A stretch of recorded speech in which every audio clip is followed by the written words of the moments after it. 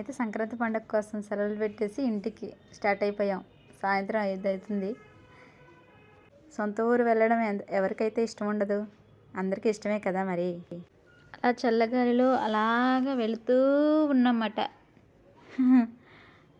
Friends, మా ఊరి మీదుగా హైవే వేశారు ఫ్రెండ్స్. చూడండి, చూడ్డానికైతే చాలా బాగుంది కదా. చాలా వెడల్పుగా ఖాళీగా ఉంది కదా. ఒకప్పుడైతే మేము ఎక్కడికైనా వెళ్ళడానికి చాలా వన్ వే రూటు, చాలా ఇరుగ్గా అడవితో నిండిపోయి ఉండేది. ఇప్పుడు చూడండి, చాలా బాగుంది. ఈ హైవే రంపచోడవరం నుంచి విజయనగరం వరకు వేశారు. ఈ రోడ్డు వేశాక ఊర్లన్నీ చాలా కొత్తగా అనిపిస్తున్నాయి చూడ్డానికి. దాదాపుగా 100 కిలోమీటర్లు ప్రయాణం చేసి మా ఊరైతే చేరుకున్నాము. ఇదే మా ఊరు రాజవొమ్మంగి. మా ఊరు చుట్టూ ఎటు చూసినా పెద్ద పెద్ద కొండలు, పచ్చని పొలాలు చూడడానికి చాలా బాగుంటాయి. మా ఊరికి దగ్గరలోనే చీకుదార వాటర్ ఫాల్స్ కూడా ఉంది. చూడడానికి చాలా బాగుంటుంది.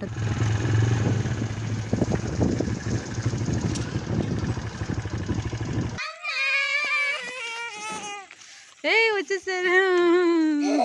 అమ్మమ్మకి కొత్త బట్టలు తెచ్చారా?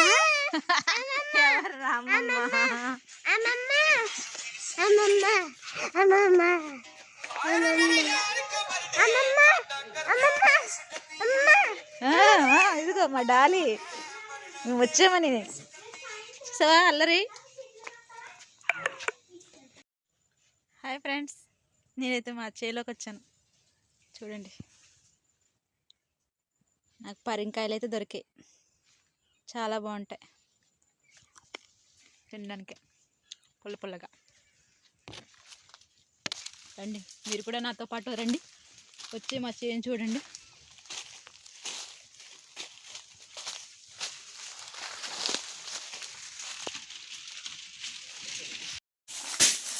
చూసారా, ఈరోజైతే సంక్రాంతి సెలవులకని వచ్చి టైం ఉంది కదా అని చేలోకి వచ్చాం తుప్పలు నరకడానికి.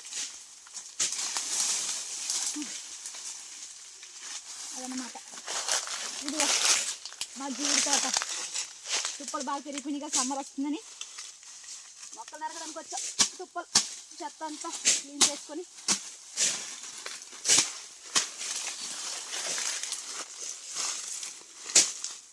అలా ఉంది.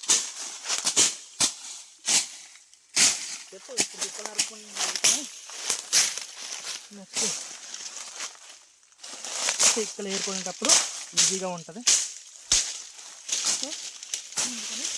పిక్కలు నరకడానికి వచ్చాం అనమాట.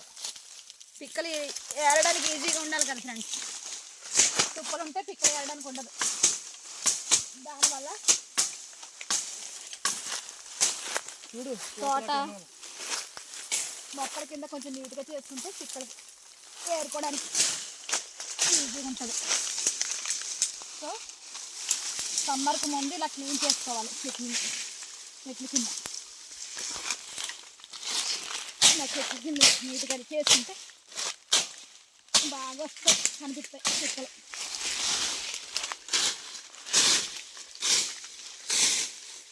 అదనమాట.